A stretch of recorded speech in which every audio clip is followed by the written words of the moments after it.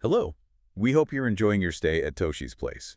To help you make the most of your time in Kamakura, we've prepared this sightseeing guide. Today, we'll introduce you to Shichirigahama Beach. It's a really special coastal gem right here in Kamakura. Yeah, it really is. And we want to, go beyond just the beautiful photos you might see. We're diving into the stories, the little details that make Shichirigahama perfect for exploring slowly, really soaking it in, especially if you're staying nearby, like at Toshi's place. Absolutely. It feels like one of those places where everything, the sea, the sky, the history, kind of weaves together.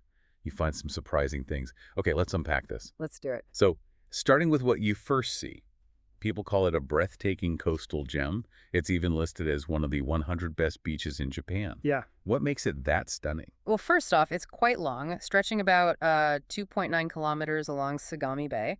So you get this wonderful, spacious, sandy shoreline. But the real magic, I think, is the view, the panorama. On a clear day, you see Enoshima Island, which is iconic, and then further out, Mount Fuji. Wow, both. Both, and the light. It changes constantly. The sky, the sea, sunrise, sunset. It's always offering these, really soothing vistas. It's dynamic. That sounds incredible. But I know something interesting. It's apparently not suitable for swimming or building a port. It seems a bit odd for a beach. Yeah, it does seem counterintuitive, doesn't it? But it's because of the geography right there. You've got these steep cliffs nearby, some reefs offshore, and the ocean floor drops off quite deep, quite quickly. Oh, okay. So the waves crash in pretty dynamically. Beautiful to watch, but yeah, not ideal for a casual swim. Makes it great for surfers, though. You see them out there all year round. Right, surfers. And the sand itself is unique, too, isn't it? Yeah. Something about satetsu, black sand. Exactly. It's this iron-rich black sand. And what's fascinating is how that ties into its history. How so? Well, it's not just a color thing. Historically, that satetsu was actually collected and used for iron making, Tatara iron production. Yeah, way. Yeah. So the sand under your feet literally connects back to Kamakura's old industries. It shows how the natural landscape shaped its past long before it became famous just for the views. That changes how you think about just walking along the beach, doesn't it? Totally. You can picture an early morning walk, maybe Mount Fuji is visible, or watching the sunset behind Enoshima, all those orange colors. It's more than just looking. It really is a sensory experience. Okay, here's where I thought it got really interesting. The name itself, Shichirigahama. It's not just a label. It seems packed with history and even legend. Oh, absolutely. The name tells its own story. The most common explanation connects it to distance. Shichiri. 7 era, like an old measurement. Exactly. An old unit from the Kamakura period. It supposedly measured the distance between two capes, Inamorigasaki and Kwerugi Cape.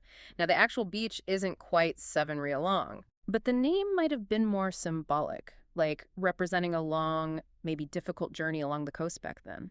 So more about the idea of the length than the exact measurement. I like that. Precisely. And then there's this other layer, a more esoteric idea. Oh. Some suggest the name could represent a sacred boundary, like a Shichirikikai. This boundary symbolically links Tsurugoka Hachimangu Shrine, the big shrine in Kamakura, with Kashigo further down the coast. Wow, a sacred boundary. That adds a whole different feel to the place, beyond just being scenic. It's like walking through somewhere spiritually significant. It really does. It reinforces this idea that the area has held deep meaning for centuries. So yeah, connecting all this, Shichirigahama isn't just a pretty beach. It's like a historical crossroads. Yeah. Every view, every bit of sand kind of echoes with these big moments from the past and creative sparks too. Speaking of history, there's a dramatic story mentioned the Tatsunokuchi persecution. How does that fit in? Yes, the story of Nichiren, the Buddhist monk. It's quite famous. The legend says he was about to be executed right near here at Tatsunokuchi. Okay. But then suddenly, a huge thunderstorm hit. Some say a bright light appeared, and the execution was halted, miraculously saved. Whoa. And that event is supposedly linked to the name of the nearby Yukiai River. Yukiai means meeting. Meeting. Yeah, the story goes that two messengers, one carrying a pardon for Nichiren, the other carrying the final execution orders, actually met right there at the river mouth. Talk about timing. Seriously, a real moment of historical drama. And it wasn't just legends, right? There was actual fighting here too. That's right. Fast forward to the 14th century, during Nidio Shisada's campaign to take Kamakura, the nearby cape, Inamuragasaki, was a super important strategic point.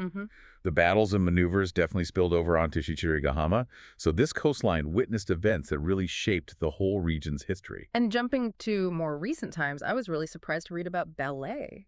In the early 20th century, this area was a hub for ballet in Japan. Isn't that fascinating? One of the country's very first ballet studios was right here in Shichirigahama during the Taisho period. Why here, do you think?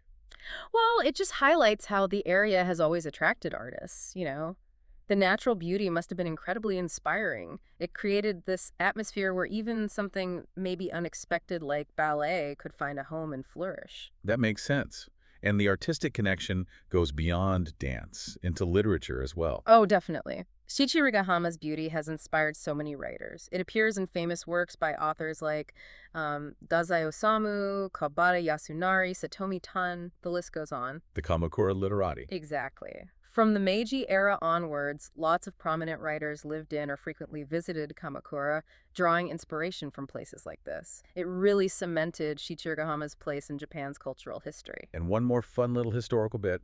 Apparently, there used to be an outdoor saltwater pool nearby in the late 60s. They pumped seawater into it. Yeah, can you imagine? A seaside pool right near the beach using actual seawater. A pretty unique feature for its time. So, thinking about all this history, the legends, the battles, the artists, what does that mean for someone just, visiting today, someone staying at Toshi's place, maybe taking a walk down there? It means when you're standing on that beach, looking out at the sea, you're not just seeing a nice view. You're standing where history happened, where art was made. You're feeling the echoes of all those stories, that creative energy. It adds, depth. Yeah, it really does. Okay, let's shift to today. How can visitors, especially those staying locally, really enjoy Shichirigahama now? It sounds ideal for that sort of slower, more immersive travel. For sure. And getting there is pretty easy. The Inudin line, that charming little train, stops right there. It's only about a 15-minute ride from Kamakura Station. Oh, nice. Or you can drive, take a taxi, or use local buses. There are big parking lots, but a heads up. Route 134 along the coast can get really busy, especially on weekends and evenings. So timing can make a difference. Good tip. Yeah. So when's the best time to go for different kinds of experiences? Well, early mornings are fantastic. That's often when you get the clearest views of Mount Fuji. Perfect for a quiet walk, maybe with a coffee or if you have a dog. And you'll definitely see the surfers out pretty much any time of year. They add to that whole relaxed beach town atmosphere. Right. And for something really local, you should check out the flea market if it's on. It's sometimes called the closest flea market to the sea in Japan. Oh, I love that. Yeah. You can find handmade crafts, vintage clothes, all sorts of things. It has this very unique shonen vibe, that cool laid-back coastal style specific to this area. It's a great way to connect with the local scene. That sounds brilliant. And evenings. You mentioned the sunset earlier. Oh, sunset is prime time. Watching the sun dip down behind Enoshima, painting the sky and sea with those amazing orange and purple colors. It's just spectacular. Yeah. It's so iconic. It was even featured in the anime Slam Dunk, which is huge. So it's a really popular spot for couples, photographers, everyone just soaking it in. Then, as night falls, it gets quieter, more residential, and you can just enjoy the stars over the ocean. It becomes a really serene retreat. That sounds lovely. And if you get hungry? Plenty of options. All along the coast there, you'll find cafes and restaurants. Lots of them have amazing ocean views.